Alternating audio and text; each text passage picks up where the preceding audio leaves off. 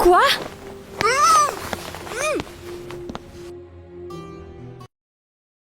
Le contrat de vente de notre société a été signé. On dit que le nouveau patron arrive aujourd'hui. Belle, réussie et confiante. Je parle pas de moi, mais de Megan, notre logisticienne. Ça, c'est moi. Enchantée. Je suis Catherine Huxley, chef du service financier. Pendant que tout le monde au bureau parlait de notre nouveau patron, je travaillais en silence. On dit que le nouveau patron est riche, mais aussi beau. Il y aura une assemblée générale aujourd'hui, et on verra tout par nous-mêmes. J'aimerais tellement pouvoir le choper et ne plus avoir à m'occuper de tous ces documents. J'avais pas d'espoir, moi. Qui voudrait de moi? Ce qui m'inquiétait, c'était que Ricky s'était encore enfui quelque part. La personne que vous essayez de joindre est actuellement indisponible. Oh! Ricky, c'est mon petit frère. C'est un adolescent troublé et un vrai trublion. On ne savait pas qui était notre père. Je l'ai donc élevé seul après la mort de notre mère. Et, pour être honnête, c'était pas facile. Les commères avaient raison. Eric Grant, notre nouveau patron, était très beau. Je suis heureux de rencontrer mes nouveaux collègues. J'espère que nos efforts communs produiront de bons résultats et que la société Chester Finance saura conquérir de nouveaux territoires. Je me demande si je suis la seule à penser que Monsieur Grant avait l'air hyper froid. Il va y avoir des changements de personnel. Certains d'entre vous auront de nouveaux postes. Ce sera certainement pas moi. Il sera perdu sans une secrétaire comme moi. Ça, c'était Linda, l'assistante personnelle de notre ancien patron. Elle était insupportable. La rumeur disait qu'elle voulait coucher avec Monsieur Chester pour qu'il l'épouse. Mais il est mort avant qu'elle n'y arrive. Ouah, il m'a donné la chair de poule rien qu'avec son regard. J'espérais pouvoir garder mon travail. Ça n'a pas été simple de trouver staff. Catherine, le patron veut te voir. Termine ta pause café et va dans son bureau. Pardon? J'espérais qu'il avait juste besoin d'un rapport financier. Waouh! Qu'est-ce qui est arrivé à notre Miss Confiance? Monsieur Grant, voici Catherine Huxley, chef du service financier. Merci, Michael. Vous pouvez partir. Asseyez-vous, Catherine. Bonjour, Monsieur Grant. Dites-moi, Catherine, est-il vrai que vous n'étiez pas qualifiée pour votre poste lorsque vous aviez postulé? Eh bien, Merde! Qu'est-ce que j'étais censée faire? C'était inutile de mentir, il l'aurait tout de suite remarqué. Après que je sois devenue la tutrice de mon frère, il a commencé à avoir des ennuis. Ricky a toujours été trop fort avec l'informatique. Du coup, il a décidé de monter une arnaque de compte bancaire. Mais il s'est fait prendre. Il devait aller en maison de correction. En échange de la liberté de mon frère, les flics m'ont demandé une grosse somme d'argent. Dans quel monde une orpheline qui venait d'obtenir son diplôme d'études supérieures pouvait-elle trouver autant d'argent? Du coup, j'ai fait un emprunt. Mon frère est rentré à la maison, mais moi, j'étais endettée. Trouver un job n'a pas été facile, mais j'ai trouvé un poste vacant en tant que chef de département chez Chester Finance. Le salaire était pas mal, mais il y avait trop d'exigences pour une jeune diplômée. Donc j'ai demandé de l'aide à Ricky. Mon frère a piraté le site web avec les résultats des tests des candidats au poste, et il a modifié le mien. Visiblement, mon nouveau patron avait tout découvert. Monsieur Grant, ne me virez pas. Sans ce travail, mon frère et moi, on serait dans le pétrin. Vous avez réussi votre période d'essai. Malgré vos mensonges, vous êtes une bonne employée, mademoiselle Huxley. J'ai besoin de personnes comme vous. Mon Dieu, j'ai cru que ma tête allait exploser. J'étais virée ou... Vous allez devenir mon assistante personnelle. J'ai transféré Linda au département des affaires générales. C'est pour ça qu'elle était sortie du bureau en larmes. Qu'est-ce que c'est? Un contrat, selon lequel vous devez m'obéir, suivre mes ordres et être en contact avec moi 24 heures sur 24. J'ai besoin de votre loyauté totale. Mais je suis déjà fidèle à Chester Finance. Je parle de loyauté envers moi. Monsieur Grant, je ne pense pas être à la hauteur de ce poste. Pas Chester Finance. En cas de refus, vous serez renvoyé. Et rassurez-vous, j'ai assez de connexions pour m'assurer que vous ne trouverez même pas un travail de serveuse. Mais il était fou ou quoi? C'était du chantage. Mais j'avais nulle part où aller. Tout le monde était choqué par sa décision. Linda était livide.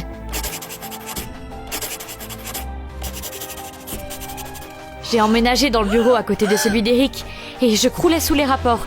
Les documents, les statistiques et les graphiques. J'avais l'impression que Monsieur Grant m'inondait délibérément de travail.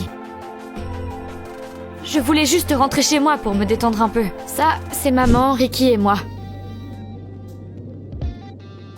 Maman n'a jamais répondu à nos questions sur papa. Je me demandais qui il était. Oh, si seulement nos parents avaient été avec nous. Ricky ne serait pas devenu ce qu'il est aujourd'hui, et il n'y aurait pas autant de bazar dans nos vies. Salut, sœurette. Ricky, t'étais où? J'étais tellement inquiète. J'étais dehors avec des potes, pourquoi tu me cries dessus? J'ai 17 ans, je suis plus un gosse. N'oublie pas que je suis ta tutrice, et que je travaille dur pour payer ta liberté. J'ai le droit de savoir où tu es. T'es pas ma mère et tu peux pas contrôler chacun de mes pas. J'ai jamais demandé à être sauvé. Si c'est si dur pour toi, je trouverai un moyen de gagner de l'argent moi-même. Donc arrête de me prendre la tête avec tes leçons de morale. Je contrôle rien dans ma vie. Au fil du temps, je me suis habituée à être l'assistante du patron. J'avais toujours beaucoup de travail à faire. J'avais même l'impression que je pourrais planifier le budget et conclure des accords et diriger moi-même Chester Finance si je continuais à travailler à ce rythme. Qui m'appelle à cette heure-ci? Allô? Mademoiselle Huxley, J'avais un mauvais pressentiment. J'ai demandé à qui je parlais. c'est la police. Votre frère a été arrêté. J'étais sûre qu'Eric serait en colère que je quitte le travail sans sa permission, mais je m'en fichais. Ricky s'était encore mis dans le pétrin. Je suis sûre qu'il y a eu une erreur. Votre frère a de gros ennuis. Il a piraté le compte d'un blogueur connu et a demandé de l'argent à ses abonnés. Évidemment, les fans ont répondu et ont commencé à lui transférer de l'argent. Votre petit frère a retiré l'argent, c'est comme ça qu'on l'a attrapé. Merde, Ricky! Espèce de con! Qu'est-ce qui va lui arriver? Il va être condamné à au moins 3 ans de prison. Par contre, on peut toujours trouver un arrangement. J'aurais jamais pensé que je serais aussi heureuse qu'il y ait autant de flics corrompus dans mon pays. Combien est-ce que ça pourrait coûter pour que vous oubliez l'erreur de mon frère?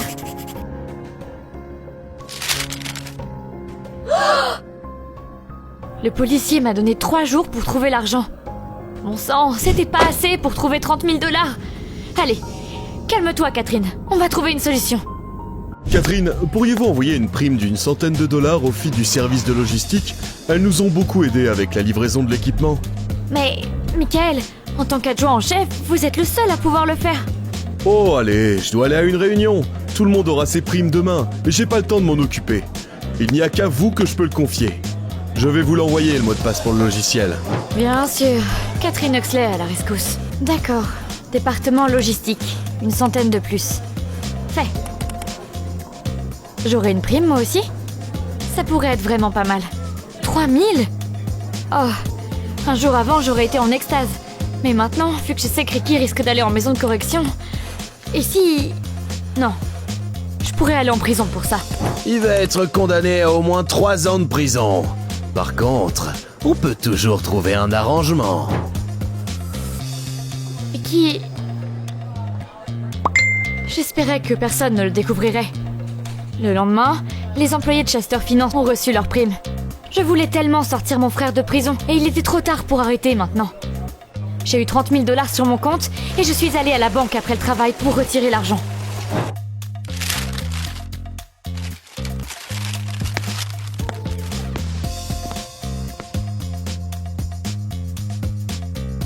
Ricky était de nouveau à la maison. Ces quelques jours au poste de police ont dû vraiment lui faire peur parce qu'il se comportait enfin bien.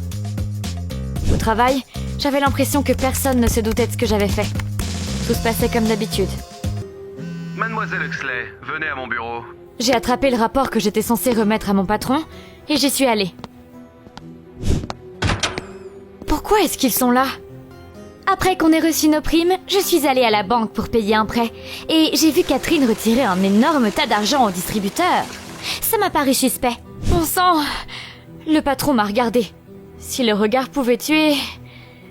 Linda a continué de parler. Michael est responsable des primes. Et j'ai décidé de lui demander pourquoi la secrétaire de Monsieur Grant recevait autant d'argent. J'ai jamais eu une aussi grosse prime quand je travaillais pour Monsieur Chester. Bon sang...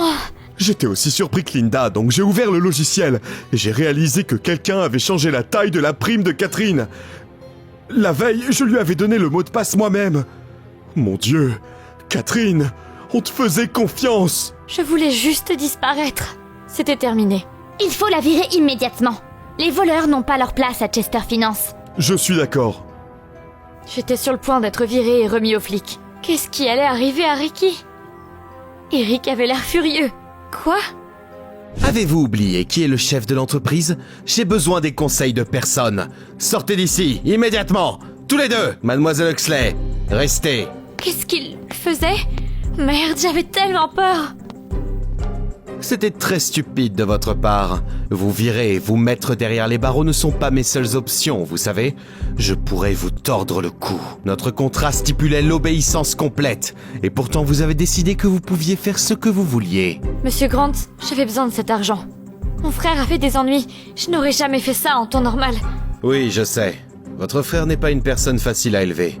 C'est pourquoi je veux que vous signiez ce nouveau contrat. Je vais vous aider à payer vos dettes et je prendrai soin de vous. Monsieur Grant, je ne comprends pas. Vous allez m'épouser. Je comprenais pas pourquoi Eric voulait que je devienne sa femme. Il n'a rien expliqué et j'avais vraiment pas le choix. Je pouvais être virée et aller en prison ou résoudre tous mes problèmes et vivre avec un tyran. En disant oui, j'ai eu l'impression de perdre toute ma liberté. J'ai emménagé dans le manoir d'Eric et j'étais constamment surveillée. Il n'a pas compris que je n'allais pas m'enfuir. Eric s'approchait quasiment jamais de moi et je passais mes jours dans une prison dorée. Michael ? Catherine, écoute-moi attentivement. Grant est un monstre. L'entreprise coulera sous sa direction. J'ai trop donné pour Chester Finance pour qu'elle soit détruite comme ça.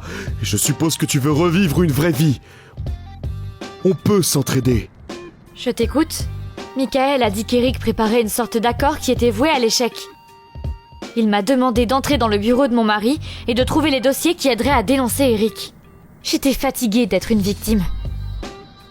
Il va aller en prison. Et toi, en tant qu'épouse, tu auras tout son argent. Tu pourras vivre confortablement à l'abri des problèmes pour le reste de ta vie. J'ai juste besoin de récupérer l'entreprise. Fallait que j'arrête de me soucier des lois et de la morale. Il était temps d'agir.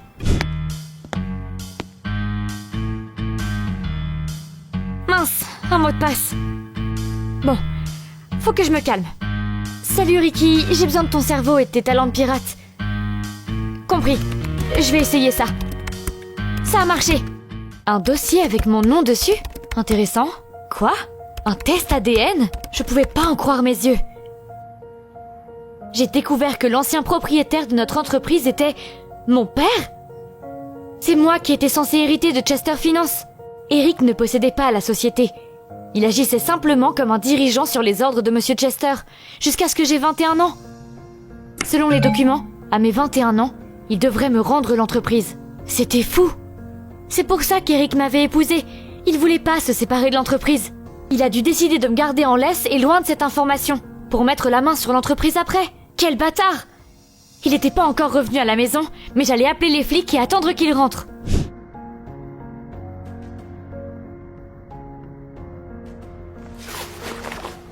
Quoi? Mon supposé mari avait très probablement découvert que j'allais le trahir, et il a décidé de se débarrasser de moi. Alors là, non! J'ai décidé de m'éloigner, mais quelqu'un m'a frappé à la tête. Personne ne m'a dit ce qui était en train de se passer. J'avais nulle part où m'enfuir. Je savais pas depuis combien de temps j'avais été kidnappée quand... j'ai entendu des coups de feu dehors. Ils m'ont enfin retrouvée? Hé oh! Je suis là! Toi? Il faut qu'on parte. Je vais nulle part avec toi, sale tyran! Tu voulais juste mettre la main sur ce qui nous appartenait à Ricky et moi? Tire-moi dessus tout de suite! Espèce d'imbécile têtu! Maintenant que tu as enfin terminé de crier et de donner des coups de pied, je vais te raconter une histoire intéressante. Devenir riche n'est pas chose facile. Avant de fonder l'entreprise, Monsieur Chester était un employé de bureau ordinaire. Puis il a rencontré une femme. Ils ont eu une fille. La carrière de Monsieur Chester a décollé au même moment. Sa femme et sa fille ne le voyaient presque jamais à cause de tous ses voyages et réunions. Et sa femme s'en est lassée. De plus, Chester a commencé à la tromper. La femme de Monsieur Chester était enceinte de leur deuxième enfant quand elle a pris sa fille et est partie. Elle a changé de nom de famille, déménagé et coupé les liens avec son passé. À l'époque, le jeune et ambitieux Monsieur Chester, le futur chef de Chester Finance, a décidé que sa carrière était plus importante pour lui et il n'a pas tenté de les récupérer. Les années sont passées, une fille qui ressemble à sa mère est devenue chef du service financier de l'entreprise et Monsieur Chester a compris que Catherine Huxley pouvait peut-être être sa fille. Il a demandé à un médecin d'envoyer du sang de la fille à un laboratoire de recherche génétique après son examen médical pour s'en assurer. Ses soupçons ont été confirmés, mais il ne pouvait pas dire la vérité à sa fille car des assassins étaient à sa recherche. Quelqu'un voulait reprendre la société. Monsieur Chester s'est tourné vers moi, son ami et chef de la sécurité, pour avoir de l'aide et me confier sa société. Le vieil homme m'a donc demandé de te protéger et de te préparer à ton futur rôle de chef de l'entreprise et de tout avouer avant de te céder l'entreprise une fois que tu aurais 21 ans. Mais la vieillesse a rattrapé Monsieur Chester avant que les tueurs n'y arrivent. Il est mort et j'ai estimé qu'il était de son devoir de réaliser sa dernière volonté. Tu es... l'ami de mon père? Pourquoi est-ce qu'il voulait attendre mes 21 ans? Et qui m'a kidnappé? Après tes 21 ans, ton frère n'aurait plus besoin d'une tutrice vu qu'il aurait alors 18 ans. Les citoyens de notre pays ont le droit d'effectuer d'importantes transactions financières après avoir atteint l'âge de 21 ans. Quant à ceux qui t'ont kidnappé, regarde par toi-même. Quoi? C'était lui? Michael veut diriger Chester Finance depuis longtemps. Il voulait me piéger et se débarrasser de moi, mais il ne trouvait pas comment faire. Il se demandait pourquoi j'avais fait de toi mon assistante, donc il a commencé à creuser. Il a découvert que tu avais besoin d'une grosse somme d'argent et il t'a donné accès au logiciel des primes, en espérant que tu céderais à la tentation de changer la tienne. Son plan a marché. Il a convaincu Linda de l'aider et ils t'ont dénoncé pour te virer de l'entreprise. Mais je me méfiais déjà de Michael à ce moment-là. C'est pour ça que je t'ai épousé, pour te garder à l'œil. Sauf que mon adjoint dévoué a tout découvert et a décidé de l'utiliser. Il voulait que tu lui envoies des dossiers. Comme ça, il se serait débarrassé de toi et moi en même temps. Mais ça n'a pas marché. Et Michael a décidé d'engager des kidnappeurs et de me faire chanter. J'ai bien tout compris, Michael. Vous n'avez pas pris en compte le fait que je trouverais rapidement ma femme. Il y avait un traceur dans son alliance. Vous avez raison, Monsieur Grant. Après que la vérité ait été révélée, notre vie a pris un énorme tournant. J'ai continué à vivre avec Eric dans sa maison et à me préparer à devenir la chef de Chester Finance. Grant a remboursé toutes les dettes de Ricky et on a réussi à convaincre mon frère de rentrer à l'université pour qu'il fasse des études de programmation. Il avait un vrai talent et il allait devenir chef du département technique de l'entreprise dans quelques années. De mon entreprise. J'ai eu 21 ans et le temps d'Eric en tant que chef de l'entreprise a pris fin. Comme promis, il me l'a remis. Eh bien, maintenant t'es une vraie chef. Ma mission est accomplie. Tu es en sécurité et tu n'as plus besoin d'être Madame Grant. Tu sais, c'est pas si mal d'être Madame Grant en fait. En plus, je dirige une entreprise, mais je n'ai personne pour gérer ma sécurité. Tu voudrais me protéger et toujours rester à mes côtés ?